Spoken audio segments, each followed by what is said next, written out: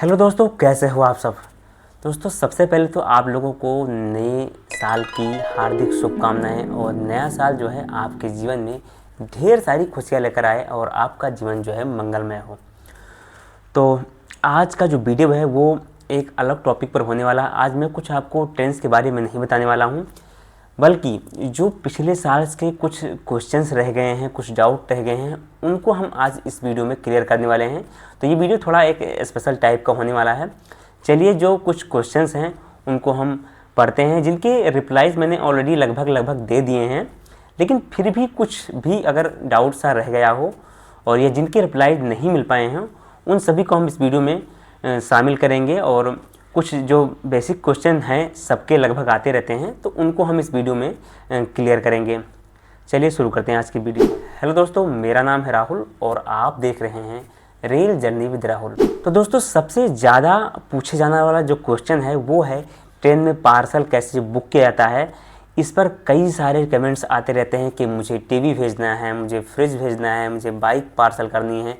कई सारे कमेंट आते रहते हैं।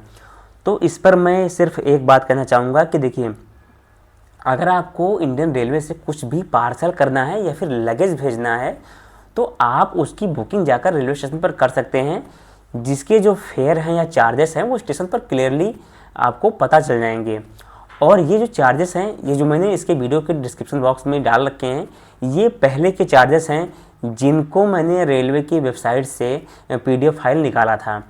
तो ये जो चार्जेस हैं ये अब के समय में अगर आप जाते हैं तो इनमें से जो है 19-20 थोड़ा बहुत इधर उधर हो सकता है। तो अगर मैं इसके अकॉर्डिंग चार्जेस बताऊंगा या उसको आप देखते हैं तो वो थोड़ा सा सही नहीं है तो सही, पर उसके चार्जेस में जो है थोड़ा सा अंतर हो सकता है। तो जो भी चीज़ें आपको बुक करना है आप स्टेशन पर जाकर टाइमली आप उसको बुक कीजिए और ख़ुद भी कुछ एक्सपीरियंस कीजिए। तो इसमें ज़्यादा घबराने वाली बात नहीं है कि आप चाहे फ्रिज ले जाएंगे, बाइक पार्सल करते हैं या कुछ अदर भी सामान होगा, सबके बुकिंग चार्जेस अलग अलग हैं और जो चार्जेस लगते हैं वो उस सामान के वेट के और जितनी दूरी को आप ट्रेवल करेंगे, जितनी दूरी उसको ले जाएंगे उसके हिसाब से लगते हैं। ठीक है। दूसरा सवाल सबसे ज़्यादा ये आता है कि डॉर्मेट्री या फिर रिटायरिंग रूम किस तरह से बुक करें या किन पैसेंजर्स के लिए जो है अलाउ होता है। तो देखिए, जो रिटायरिंग रूम या फिर डॉर्मेट्री होता है दोनों को आप अपने PNR नंबर से बुक कर सकते हैं ऑनलाइन ही। दोनों का बुकिंग प्रोसेस सेम है। जिस स्टेशन पर जो रूम अवेलेबल रहेगा, डॉर्मेट्री या फिर डबल बेड, तो वो आपको मिल जाएगा। और रही बात सिंगल बेड की, तो सिंगल बेड के ऑप्शन बहुत कम ही मिलते हैं और अगर मिलते भी हैं तो शायद से ही बुक होते हैं, क्योंकि डबल बेड का ऑप्शन ज़्यादा रहता है और वही बुक भी होता है। ठीक है। अब रही बात बुकिंग की, क्यों कौन से पैसेंजर्स बुक कर सकते हैं। तो देखिए, जिनके टिकट कंफर्म होते हैं, चाहे RAC हो वो भी बुक कर सकते हैं, और चाहे स्लीपर क्लास, AC कोच के किसी भी क्लास के टिकट हो बुक कर सकते हैं। हाँ, अगर आपका टिकट जो है वो जनरल क्लास का है और वो 500 किलोमीटर या उससे ज़्यादा का है, तभी वो लोग जो है रिटायरिंग रूम या फिर डॉर्मेट्री बुक कर सकते हैं। अगर इससे कम है तब वो लोग रिटायरिंग रूम या फिर डॉर्मेट्री नहीं बुक कर सकते हैं। इसके आगे हम बढ़ते हैं तीसरे क्वेश्चन के ऊपर। तीसरा जो क्वेश्चन है कि सर, अगर दो स्टेशन के बीच में कोई डायरेक्ट ट्रेन नहीं है तो क्या पार्सल चला जाएगा मेरा। तो देखिए, जिस स्टेशन पर पार्सल की सुविधा नहीं है या फिर वहाँ से डायरेक्ट ट्रेन नहीं है जहाँ आप पार्सल भेजना चाहते हैं, तो वहाँ से पार्सल नहीं जाएगा। आप उस स्टेशन पर जाकर उसको बुक कीजिए जहाँ से उसकी ट्रेन हो या फिर डायरेक्ट ट्रेन वहाँ से मिल जाती हो। इसके बाद जो चौथा क्वेश्चन है वो ये है कि सर, मुझे दिल्ली से बाहर मुंबई के लिए एक कंबल वगैरह ले जाना है, 1 kg का कितना फेयर लगेगा। तो देखिए, रही कंबल की बात या फिर छोटे मोटे चीज़ों की बात, तो वैसे भी रेलवे जो है अराउंड सेकेंड AC की अगर हम बात करें तो 70 kg के आसपास, स्लीपर क्लास की बात करें तो 40 किलो के आसपास, और अगर थर्ड AC की बात करें तो 50 से 60 किलो के आसपास अपना सामान जो है ले जा सकते हैं। तो अगर ब्लैंकेट ले जाना है, कुछ हल्की चीज़ें ले जानी है, तो आप ऐसे ही कैरी कर सकते हैं विदाउट चार्जेस, उसको बुक करवाने की ज़रूरत नहीं है।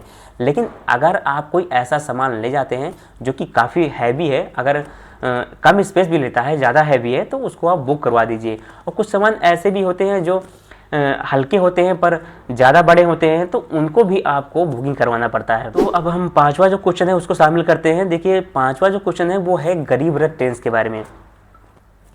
देखिए, गरीब रथ ट्रेन जो होती है उस पर काफ़ी लोग सवाल करते हैं अभी भी, मतलब कि उसमें जनरल कोच है या कि नहीं है। और तो इस तरह के जो क्वेश्चन हैं उनका जवाब ये है कि गरीब रथ एक फुली एसी ट्रेन है जिसका किराया जो नॉर्मल थर्ड एसी होता है उससे थोड़ा कम होता है। और गरीब रथ में केवल 2 तरह के कोच लगाए जाते हैं, एक थर्ड एसी का, दूसरा चेयर कार का। चेयर कार का जो कोच होता है वो मिनिमम 1-2 कोच या 3 कोच होते हैं, बाकी सभी जो कोच होते हैं एसी 3 टायर के होते हैं और पूरी ट्रेन फुली एसी होती है, इसमें जनरल कोच वगैरह नहीं होता है। हाँ, इसका किराया जो है अदर जो 3 टायर वाले कोच होते हैं, ये ट्रेन होती हैं, उनसे कम होता है। इसके बाद एक और क्वेश्चन है रिटायरिंग रूम से रिलेटेड कि रिटायरिंग रूम जब आप बुक करते हैं, स्टेशन पर जाते हैं, तो आपको जो है उसकी जो चाबी वगैरह है वो कहाँ से मिलती है। तो देखिए, जब आप स्टेशन पर जाते हैं, किसी भी स्टेशन पर आप अगर रूम बुक करते हैं तो मेनली जो फर्स्ट नंबर प्लेटफॉर्म होता है वहीं पर रिटायरिंग रूम लगभग होता है। और उसी लाइन में प्लेटफॉर्म नंबर 1 की तरफ ही एक रूम होता है, एक ऑफिस होता है टिकट चेकिंग इंस्पेक्टर का। तो जब भी आप डॉर्मेट्री या फिर रिटायरिंग रूम बुक करते हैं तो आपको सीधे रिटायरिंग रूम पर जाना है, या फिर वहाँ भी कोई बैठा होगा तो उससे आप बात कर लीजिएगा कि क्या प्रोसेस है, या फिर सीधे जो टिकट चेकिंग ऑफिसर होता है उसके ऑफिस में जाना है। आपको सीधे दिखाना है कि आपने रूम बुक किया है, आपकी आधार की एक कॉपी होनी चाहिए जेरोक्स, और जो आपने रूम बुक किया है उसका प्रिंट आउट होना चाहिए, क्योंकि वहाँ पर उसको जमा करते हैं। तो वहीं से आपको जो है उस रूम की चाबी वगैरह मिल जाएगी, तब जाकर आप रिटायरिंग रूम पर आराम से स्टे कर सकते हैं।